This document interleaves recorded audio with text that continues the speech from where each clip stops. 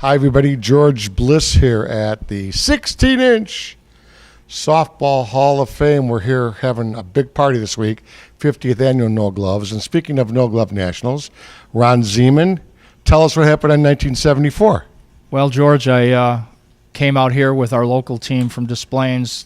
We were called the Squirrels, and we had played pretty well out in the suburbs and wanted to come out here for the tournament. So we get in, and lo and behold, we draw the Strikers, who at that time was probably one of the top two teams next to the Bobcats. And we played them in the opening round and lost to them by a run in extra innings. And it was probably the only time in my life that I walked away going to my car as a loser, but feeling good about it, you know, because of how well we played that night. But then the following year we came back out and we lost to the Rogues. So we lost to two very, very good teams back in the day, and the tournament has just grown from there. I mean, it's tremendous what they've done out here. Were you pitching both of those years? Yes. For obvious question there? Yeah, I started pitching. I put the team together at 16 years of age, and I had to pitch because nobody wanted to. Who was on the Strikers in that? Was that the Tallow team? That was Mike Tallow. It was the Kelleher brothers, Tommy Bonin, Lenny West, Billy Julian. They had a great team, yeah. He's a historical encyclopedia. Then years went by, and tell us about the 80s in the Forest Parks.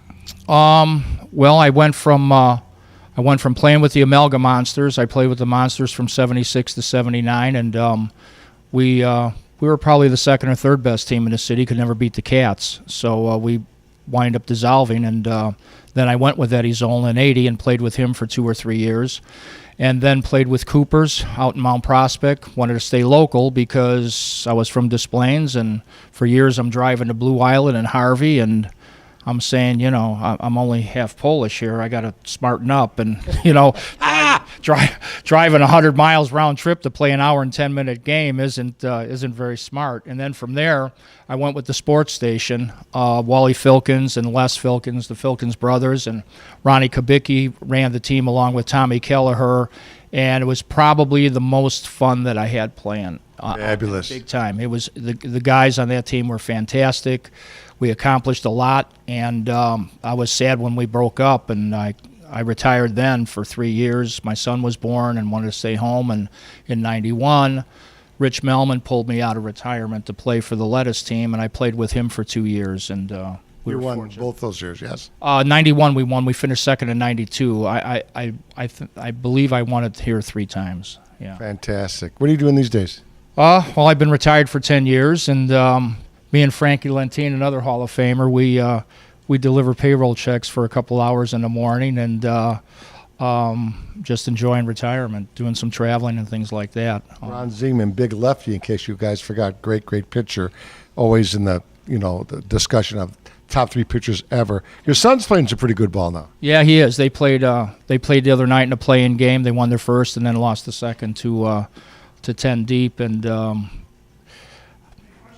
know that the folks here really are critical and do a great job of deciding who's going to come into the tournament. Yeah. They look at qualifications and accomplishments from May 1st to probably the 3rd week of June. The one thing I've never been able to understand, though, is that if you're going to predicate your decision to bring a team in here and give them the opportunity to play, why do you have an open roster? I don't get that. Very good point. Excellent. I don't understand that because, and I don't begrudge anybody for doing it because it makes it uneven, sort of. Yeah. Yes. Oh, absolutely. But the rules state that you can do it, so you're within the rules of the tournament. But I just think that if you're gonna make a decision on 7 weeks of accomplishments, then that team has to represent itself when they get here, not by taking loyalty, commitment, those things don't exist too much anymore. But when you pull 5 or 6 guys, 7 guys off of other teams to play ahead of your guys, then it's not the same team that you decided was going to come in and play. Very good point. We're going to talk about that in future shows. Ron, thanks for coming in, and we're going to see you out in the field. George, I appreciate it. Thank you. That's Ron Ziemann here at the Hall of Fame. We'll be back.